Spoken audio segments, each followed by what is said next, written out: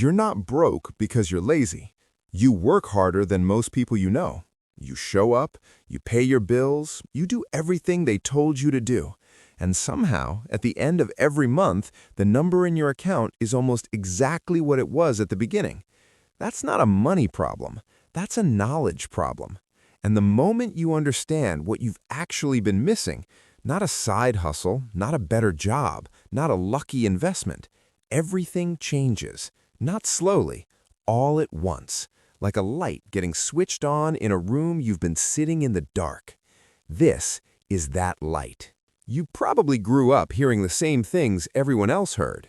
Work hard, save money, don't spend what you don't have, get a stable job with good benefits, contribute to your 401k, maybe buy a house one day. And those things aren't wrong, they just don't get you anywhere interesting. Because here's what nobody told you. The people who actually build wealth, real, durable, compounding wealth, they're not following that list. They're operating from a completely different set of rules. Rules nobody puts in school curriculums. Rules you don't find in motivational posters. And the gap between the two sets of rules, that gap is the entire difference between spending your life working for money and spending your life with money working for you. Stay with me, because the first rule is the one that breaks almost everyone. Rule 1. You don't get rich from what you earn. You get rich from what you keep and where you put it. Think about that for a second. Most people spend their whole lives chasing higher income, more salary, better commission, a raise. And income absolutely matters, but income is not wealth. Income is a flow. Wealth is a structure. And nobody teaches you how to build the structure. Here's what actually happens when you earn more without understanding this. Your lifestyle expands. Your expenses climb to match your income. Psychologists call it lifestyle inflation. You just call it living your life. But quietly, invisibly, every dollar you earn above your old number gets absorbed. The raise disappears into a nicer car, a bigger apartment, a subscription you forget you have. And 3 years later, you're earning $30,000 more per year and somehow saving exactly the same amount. The people who escape that cycle don't earn differently at first. They think differently. They have one question running in the background of every financial decision they make. Not, can I afford this, but does this build the structure or weaken it? You're about to learn what the structure actually is. Rule 2. Time in the market is not the same as time working. Here's something that should make you uncomfortable. There are people right now, people who are not smarter than you, not more educated, not more connected, who are building more wealth while they sleep than you are building in a full workday. Not because they got lucky, because they understood something early, that money, properly placed, doesn't need your attention to grow. It compounds, quietly, automatically, while you're in meetings, while you're eating dinner, while you're asleep. The concept isn't new. Most people have heard of compound interest. But hearing about it and actually feeling what it means, really sitting with the numbers long enough for it to land, those are two completely different experiences. Run the math yourself. $500 a month invested for 30 years, earning an average of 8% annually. You put in $180,000 of your own money. The account ends at approximately $745,000. The extra $565,000 came from nothing you did. That's time to do the work. Now here's the part that will make you slightly angry. Most people don't start at 22. They start at 35 or 40, or they think about starting and then don't. And the math at 35 instead of 22 doesn't give you a smaller version of the same result. It gives you a fundamentally different life. Every year you wait, the machine that could have been working for you hasn't been built yet. But we're not even at the part that changes things the most. Rule 3. The asset is the point, not the income the asset produces. This is the one that separates the people who understand wealth from the people who just earn a lot. Imagine you own a machine. Every month, that machine produces $2,000. You can take that $2,000 and spend it, or you can use it to buy another machine. And eventually, 2 machines produce $4,000, and 4 machines produce $8,000. The income isn't the goal, the machines are the goal. In the real world, those machines are assets, real estate, equity in businesses, index funds, ownership stakes in things that produce value with or without your involvement. This is the part they really don't teach you. Most people are trained to think in terms of income, salary, hourly rate, revenue. But the wealthy don't think about income. They think in ownership. And ownership is a different game with different rules and a completely different ceiling. Your income has a cap. What you own does not. Here's where it gets uncomfortable. Because if this is all true, and it is, then the question isn't how to get smarter about money. The question is why nobody showed you this earlier. Why isn't it a standard curriculum? Why do millions of people spend decades in the dark about this fundamental issue? And that question has an answer, but the answer is something you'll need to sit with for a moment. The system you grew up inside was not designed to build your wealth. It was designed to make use of your labor. And a financially literate workforce is a workforce that's harder to keep working for someone else's bottom line. That's not a conspiracy. That's just an incentive. The people who run large institutions have no structural reason to teach you how to eventually not need those institutions, so they don't. And generation after generation learns the same spend and earn cycle, mistakes it for a financial plan, and wonders why the math never quite works out. You stopped the cycle the moment you started asking different questions. And now we get to the part that actually changes what you do tomorrow. Rule 4.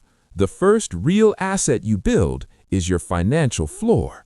Before you can invest, before you can own anything, before the machine starts, you need a floor.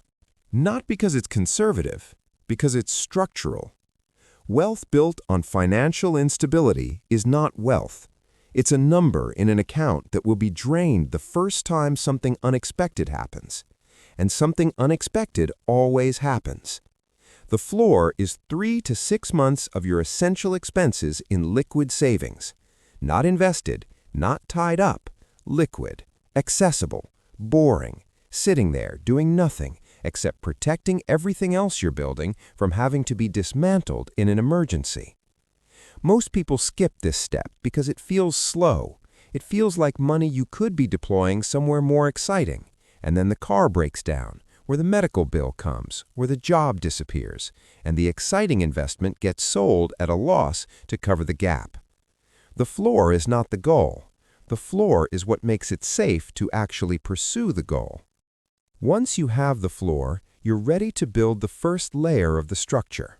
And the structure is the part nobody talks about in enough detail. You have the floor. Now you're building. And this is where most people make the second major mistake, the one that doesn't look like a mistake at all. It looks like being smart. They find something that works for someone else. They hear about a stock, a crypto token, a real estate deal that produced a 40% return. They put money into it. Sometimes it works. More often, it doesn't. And either way, they've misunderstood the point entirely. Because the goal isn't to find the one thing that explodes. The goal is to build a structure that compounds reliably, durably, across decades. And the most reliable structure in the history of building personal wealth is not complicated. It's just unfashionable. Rule 5. Broad, boring, consistent wins over exciting, concentrated, and irregular every single time. The data on this is not close. Over any 30-year period in modern market history, a broad, low-cost index fund has outperformed the majority of actively managed funds. Not because of some market magic, because of one thing: fees and turnover. Active funds charge more, they trade more, they generate tax events. The costs compound just as relentlessly as the returns do, just in the wrong direction. The investor who puts $500 a month into a total market index fund and doesn't touch it for 30 years doesn't make headlines. There's no story to tell. But that investor almost certainly builds more wealth than the person spending the same 30 years chasing the next opportunity. You don't need to find the best investment. You need to find a good investment and then protect it from yourself. That last part is the one almost nobody talks about. The biggest threat to your long-term wealth is not the market, not inflation, not interest rates. It's you in a bad moment, making a decision you wouldn't make if you were calm. Every market downturn in history has been followed by a recovery, every single one. The S&P 500 has never, over any 20-year window, produced a negative return. What destroys the investor during a downturn is not the downturn itself. It's the panic that makes them sell at the bottom, locking in the loss, and then wait too long to get back in, missing the recovery. The strategy for protecting against that is not discipline. Discipline fails. The strategy is structure. You set up automatic contributions. Money moves before you see it. You don't have to decide every month to invest. The decision is already made. The machine is already running. You don't have to be strong. You've built something that doesn't need you to be. That is one of the most underrated ideas in personal finance. Rule 6. You only get rich once. Getting poor happens much faster. Risk is not the enemy. Unmanaged risk is. There's a version of every great financial success that has an unlucky twin. The same strategy, the same intelligence, the same conviction, just deployed with too much leverage at the wrong moment. And that version ends in a way that takes decades to recover from. Sometimes it doesn't recover at all. The people who build durable wealth are not the people who took the biggest swings. They're the people who never got knocked out of the game. They stayed in long enough for time to do its work. This is not a call to be timid. This is a call to understand the asymmetry. Losing 50% of your money requires a 100% gain just to get back to zero. A 100% gain from a good year erases with one bad year if you weren't protected. The math does not punish caution. It punishes recklessness dressed up as confidence. You protect the downside first. Then you build the upside. Now we get to the layer that changes everything at scale. Because everything we've talked about so far, the floor, the index funds, the automatic contributions, the downside protection, all of that is the foundation. That gets you to financial security. That removes the anxiety. That builds the base. But wealth, real, generational, life-altering wealth, requires one more thing that nobody talks about clearly enough. It requires ownership of something that produces value beyond your own time. Rule 7. Your time has a ceiling. Ownership doesn't. There's a limit to how much you can earn by working. That limit is the number of hours you can work multiplied by your hourly value. Even at a very high hourly value, you are always trading time for money, and time is the one thing you can't make more of. Ownership breaks that ceiling. When you own equity in a business, even a small piece, you participate in the output of every hour worked by every person in that business. When you own rental property, you collect income during the hours when you're not working, sleeping, or on vacation. When you own shares in a company, you own a fraction of every transaction that company completes, every product it sells, every client it keeps. This isn't abstract. This is the actual mechanism by which most serious wealth gets built, not by working harder, by owning more. The question then becomes, what can you own? And the honest answer is, more than you probably realize. Fractional shares in public companies, real estate investment trusts, a small stake in a friend's business, your own small business on the side. There are more entry points into ownership at low cost than have ever existed in history. You don't have to start with a lot. You have to start. And here's the part that will stay with you. The difference between the two versions of your financial life, the one where you keep trading time for money until you're too old to trade much more, and the one where the structure you built quietly produces more than you spend, that difference is not talent. It's not intelligence. It's not luck. It's not who your parents were, or what school you went to, or what city you grew up in. It's timing and sequence. The right decisions, made early enough in the right order, give time the space to do the one thing it does for anyone willing to wait. It compounds. You know the rules now. Build the floor. Invest broadly and consistently. Protect the downside. Start building ownership. Give time the space to work. That's it. That's the whole thing.